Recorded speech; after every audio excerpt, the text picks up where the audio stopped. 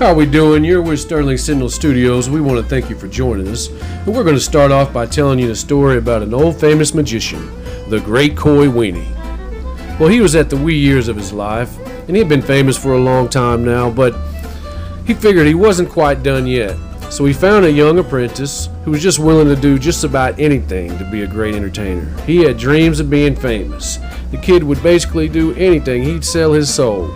So the magician knew that he'd be a great apprentice, and he worked on him for his one last trick he was going to do. Well, they were going to switch from one end of the stage to the other end. Body, soul, and spirit, the whole shebang. Well, the young apprentice is up there on stage looking around, and he's like, I don't know how we're going to switch. I don't see any trap doors. And the old timer looks at him and says, "It's called magic, son." And he looked around a little more, and he didn't see any ropes or anything to pick him up. And the old magician, the Great Coy Weenie, "Well, son, it's called magic." Well, the great premiere came about, and they called all the great magicians from all the land to come in and see the great passing of the torch. This new apprentice, he was going to groom and raise up to take his place. Well, the music comes on, the house lights fade out, and the stage lights burn bright. Smoke fills the stage, and boom! And there's a great silence across the crowd. Then, as the smoke settles, the young apprentice, he steps forward. He finds himself on the other side of the stage. And just as he's thinking it worked, he looked over across the stage, and he sees his young self. Then, looking down, feeling wrinkles, he sees his old shriveled hands. At that moment, he began to recall the magic words that were declared as the smoke rose. The magician said, "Abracadabra, alakazam, switcheroo, from me here to you." That poor, naive apprentice didn't know the infamous legend of the Great Coy Weenie. Turns out that magician was several hundred years old, and he'd pulled this trick a time or two before. This crooked magician had been swapping bodies with young, handsome apprentices for quite some time. And it brings up the question about the concept of the soul, the spirit of man.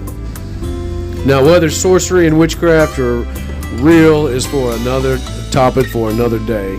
But today what we're going to do is we're going to look at this practice that I'm doing through Watts Atelier, and I've got a crude picture of a skull, but the practice is mainly to work on the muscles of the face.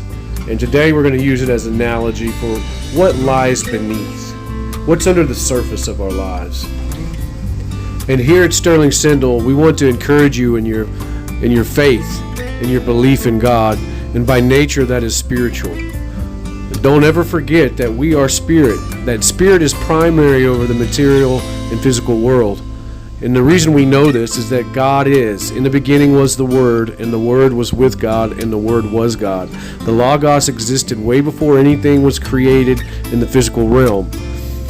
Spirit is primary, the physical reality is secondary. So always remember that you are spirit, and that is primary over your physical world. Our physical body can be hurt. It can be damaged, it can be thrown down, but it is the Lord who sustains our spirit. It is our life force, our soul, that God has hold of.